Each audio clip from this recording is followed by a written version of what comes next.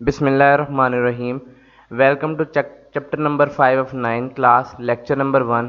आज हम पढ़ेंगे न्यूटन लॉ ऑफ ग्रेविटेशन के बारे में। इससे पहले कि हम न्यूटन लॉ ऑफ ग्रेविटेशन को डिस्कस करें, हमारे पास एक कॉन्सेप्ट आता है फोर्स ऑफ ग्रेविटेशन।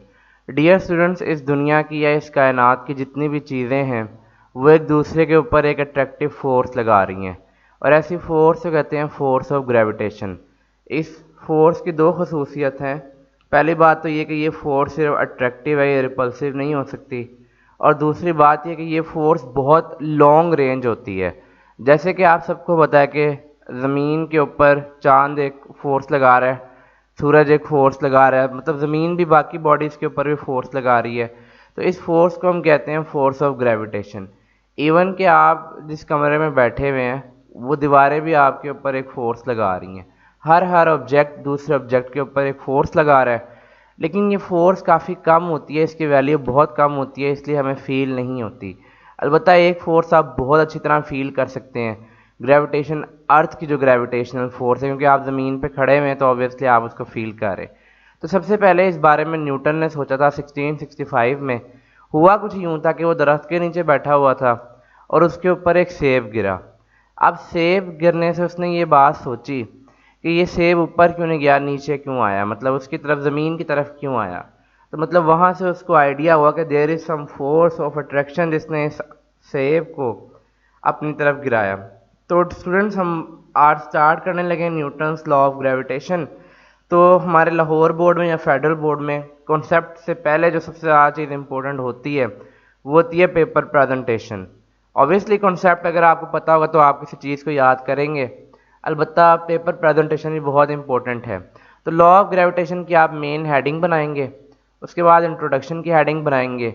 ये मैंने काफ़ी लंबा चौड़ा इंट्रोडक्शन लिखा है, आप इसको मिनिमाइज करके 3 लाइनों में लिख लें कि in 1665 Newton discovered that there is some force of attraction when an apple falls on it, इस तरह से। नेक्स्ट हम बात करते हैं इसकी स्टेटमेंट की। ये स्टेटमेंट में अभी आपको समझा तो नहीं सकता, लेकिन इसको रीड आउट कर लेते हैं। ये जब हम डेरिवेशन करेंगे तो ये आपको क्लियर हो जाएगी कि इसमें क्या लिखा हुआ है। स्टेटमेंट में न्यूटन कहता है everybody in the universe attracts every other body with a force, मतलब हर बॉडी एक दूसरी बॉडी को अट्रैक्ट कर रही है एक फोर्स के साथ, which is directly proportional to the product of their masses and inversely proportional to the square of the distance between their centres. इस बात के बारे में मैंने कहा था जो मैं अभी आपको डेरिवेशन के दौरान समझाऊंगा। तो चलें, इसकी डेरिवेशन करने के लिए हम एक फिगर बना लेते हैं। आपने दो बॉडीज़ बनानी है, एक बॉडी बनानी है m1, ये स्फेरिकल बॉडी है, और एक बॉडी बनानी है m2। एक का मैथ ज़्यादा रख लें, एक का मैथ कम रख लें, ताकि दोनों के दरमियान जो फोर्स है उनका जो उनका मैथ है वो डिफरेंट हो। अब m1 अट्रैक्ट कर रही है m2 को और m2 अट्रैक्ट कर रही है m1 को, तो आप देखेंगे फोर्स की डायरेक्शन दोनों के तरफ है, मतलब ये बॉडी इसको अट्रैक्ट कर रही है और ये बॉडी इसको अट्रैक्ट कर रही है। अब हमने ये देखना है कि ये फोर्स कितनी है, ये जो फोर्स m1 और m2 एक दूसरे के ऊपर लगा रही हैं। इससे पहले कुछ बातें देख लें। सबसे पहली बात ये कि आपने इसका सेंटर बनाना, और ये जो डिस्टेंस है d, ये इनके सेंटर से ड्रॉ करना है, और ये फोर्स भी आपने सेंटर पॉइंट से ही दिखानी है। तो हम डेरिवेशन शुरू करते हैं। सबसे पहली बात, न्यूटन ने ये बात नोट की कि इन दोनों बॉडीज़ के दरमियान जो फोर्स है वो उनके मैसेज के प्रोडक्ट के बराबर है। क्या मतलब, फ़र्ज़ करें इसका मैस है 2 kg, इसका मैस है तो 3 kg, तो फोर्स होगी 2 × 3 6 न्यूटन। मतलब जितना ज़्यादा मैस बढ़ता जाएगा उतनी ज़्यादा उन मैसेज के प्रोडक्ट के हिसाब से फोर्स बढ़ती जाएगी। मतलब ये भी हो सकता था कि यहाँ पे सम कर लेते, यहाँ पे सब्ट्रैक्ट कर लेते, यहाँ पे डिवाइड कर लेते, लेकिन एक्सपेरिमेंटल रिजल्ट से पता चला कि फोर्स ना तो सम के बराबर है, ना माइनस सब्ट्रैक्शन के बराबर है, ना डिवीजन के बराबर है, बल्कि फोर्स डायरेक्टली प्रोपोर्शनल है मैसेज के प्रोडक्ट के। तो ये पहली लाइन है न्यूटन लॉ ऑफ ग्रेविटेशन की, the force is directly proportional to product of their masses. ना सिर्फ उसने ये देखा कि फोर्स डायरेक्टली प्रोपोर्शनल है प्रोडक्ट ऑफ देयर मैसेज के, बल्कि उसने एक बात नोट की कि अगर आप दोनों बॉडीज़ को अवे ले जाओ, मतलब इसको इधर ले जाओ, इसको इधर ले जाओ, तो ये जो फोर्स थी ये कम होना शुरू हो जाती है। लेकिन आपको पता है जब कोई चीज़ कम होती है तो हम उसको लिखते हैं एफ इज़ इनवर्सली प्रोपोर्शनल 1/, की फॉर्म में। तो यहाँ पे होना चाहिए था 1/d, लेकिन अगर आप गौर से देखो तो यहाँ है 1/d²। अगेन ये बात उसे कैसे पता चली कि 1/d²? एक्सपेरिमेंटल रिजल्ट ने बताया कि force inversely proportional to distance नहीं है, बल्कि डिस्टेंस के स्क्वायर के इन्वर्सली प्रोपोर्शनल है। हो सकता है उसे कई महीने लग गए हों यहाँ पे देखने के लिए कि यहाँ पे 1 पावर आएगी, 2 पावर आएगी या 3 पावर आएगी, लेकिन जो उसका सही आंसर था वो कब आया? जब उसने ये वैल्यू पुट की कि force is inversely proportional to square of the distance between them. इस बात का मतलब क्या है? अगर आप इसको 2 मीटर अवे ले जाएं दोनों बॉडीज़ को, तो 1/2 का स्क्वायर 1/4, और अगर आप इसको 3 मीटर अवे ले जाएं तो 1/3 का स्क्वायर 1/9। तो मतलब फोर्स डी के इन्वर्सली प्रोपोर्शनल नहीं है, बल्कि डी के स्क्वायर के इन्वर्सली प्रोपोर्शनल है। तो अगर हम इन दोनों इक्वेशंस को कंबाइन कर दें तो हमारे पास बन जाता है F is directly proportional to m1 cross m2, यानी कि force is directly proportional to the product of their masses and in force is inversely proportional to square of the distance between their centre. I hope आपको अब Newton law काफ़ी हद तक समझ आ गया होगा। डियर स्टूडेंट्स, जब हमने इस प्रोपोर्शनैलिटी साइन को रिप्लेस करना होता है, इक्वल टू लगाना होता है, तो साथ में हमें कांस्टेंट लगाना पड़ता है, और यहाँ पे ये कांस्टेंट एक बड़ी अहमियत का हामिल कांस्टेंट है। F is equal to capital G m1 m2/d²। इसकी वैल्यू न्यूटन ने किसी और तरीके से निकाली थी, आपने इसके वैल्यू को याद रखना है, 6.673 10⁻11।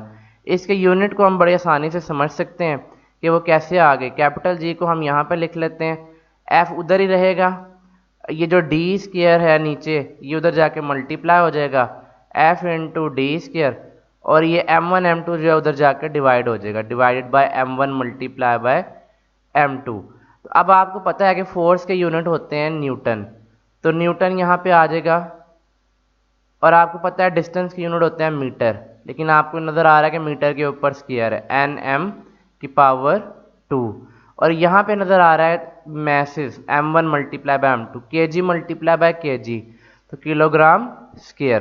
तो अब आपको ऊपर यूनिट नज़र आ रहे होंगे nm2 kg -2, जो मैंने आपको बता दी है कि वो किस तरह से आ सकते हैं। जब ये किलोग्राम का स्क्वायर ऊपर जाएगा तो ये kg -2 हो जाएंगे। दोबारा देख लें, ये जो कैपिटल जी है this is called constant of gravitation, ये इसकी वैल्यू बहुत स्मॉल है, 6.673 10⁻11। तो इस वजह से जो फोर्स ऑफ ग्रेविटेशन होती है वो भी बहुत स्मॉल होती है। इस बात को दोबारा सुन लें, मैंने आपको बताया था कि जो आपके कमरे की दीवारें हैं वो भी आपको अट्रैक्ट कर रही हैं, मगर वो फोर्स आपको इसलिए फील नहीं हो रही कि ये कैपिटल जे की वैल्यू बहुत कम है। तो जब ये कैपिटल जे की वैल्यू बहुत कम है 6.673 10⁻11, तो वो जो फोर्स है वो आपको फील नहीं होती, आपको ऐसे लगता है कि वो फोर्स है ही नहीं। तो स्टूडेंट्स, आप कुछ क्वेश्चन की बात कर लेते हैं। Why force of gravitation is very weak, इसका मैं आंसर दे चुका हूँ। आपको पता है F is equal to capital G m1 m2/d² में जी की वैल्यू बहुत कम होती है, इसलिए फोर्स की वैल्यू बहुत कम होती है। वाई फोर्स है अर्थ है सिग्निफिकेंट फोर्स ऑफ ग्रेविटेशन, ये सवाल बहुत इंटरेस्टिंग है। ये फार्मूला आपने देखा था, F is equal to capital G m1 m2/d²। अब जी की वैल्यू है 6.673 10⁻11। अब आपके पास साथ में है m1 मल्टीप्लाई बाय m2। अब जो m1 मल्टीप्लाई बाय m2 है उसमें हमारे पास एक है अर्थ का मैस, तो m1 को तो हम रहने ही देते हैं, ये आपका मैस है, समझ लेते हैं। लेकिन जो m2 है यानी कि अर्थ का मैस वो होता है 6 × 10⁻24, और ये जो d होता है ये होता है distance between their centres, distance between their centres. अब कितना होगा डिस्टेंस बिटवीन देयर सेंटर? वो होगा अर्थ के रेडियस के इक्वल, और अर्थ का रेडियस इक्वल होता है 6.4 10⁻6 के स्क्वायर के इक्वल। क्योंकि यहाँ पे हमारे पास स्क्वायर है इसलिए हम स्क्वायर भी ले रहे हैं, 6.4 10⁻6 वैसे अर्थ का रेडियस है। मैं भी आपको एक छोटी सी असाइनमेंट देने लगा हूँ इस क्वेश्चन की बेसिस पे, वो आप लोगों ने खुद से सॉल्व करनी होगी। ज़रा देखें, ये है जी कैपिटल जे की वैल्यू 6.673 10⁻11, ये है मैस ऑफ अर्थ 6 × 10⁻24, तो ये बहुत बड़ी वैल्यू है, 10⁻24 बहुत बड़ी वैल्यू है। तो अब आप देख सकते हैं कि इस -11 के इफेक्ट को ये 24 ख़त्म कर देगा। डियर स्टूडेंट्स, यहाँ पे आपने वैल्यू डालनी है मैथ्स की, और आप देखोगे जब आप मैथ्स की वैल्यू डालोगे तो आपको अपना वेट मिलेगा।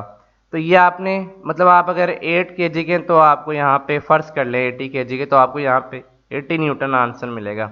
तो आपने करना सिर्फ ये है कि आपने इस फॉर्मूले में अपने मैथ्स डाल के देखना है और मुझे बताना है कि वो वेट निकलता है कि नहीं कमेंट्स में। आखिरी हमारे पास सवाल है, what is the relation between Newton law of gravitation and Newton third law. देखें जी, न्यूटन थर्ड लॉ कहता था action and reaction are equal in magnitude but opposite in direction. तो ये दो बॉडीज हैं, तो ये दोनों बॉडीज भी एक दूसरे के ऊपर फोर्स लगा रही हैं, तो इस अगेन इसमें action and reaction are equal in magnitude but opposite in direction. तो इस तरह से न्यूटन थर्ड लॉ की कह सकते हैं कि आप एक फॉर्म है Newton law of gravitation. What is the value of force of gravitation near the centre of earth. लें जी, ये सवाल पेपर में बहुत दफ़ा आया हुआ है और मैं आपको बता दूं कि इसका आंसर है zero. What is the value of force of gravitation near the centre of earth. कैसी बात है, अब ये ज़रा इसको ज़रा सोच लें आप थोड़ी देर। हमारे पास सवाल ये है कि आपके पास ये अर्थ है, अब आप जब बिल्कुल इसके पास चले जाएंगे इस पॉइंट पर सेंटर पे, तो यहाँ पे पहुँच के हमारे पास वैल्यू ज़ीरो हो जाएगी। इसकी बात हम बाद में डिटेल से करेंगे कि ऐसा क्यों होता है। So dear students, thank you very much for watching this lecture. Please do not forget to like and share this video and subscribe my channel.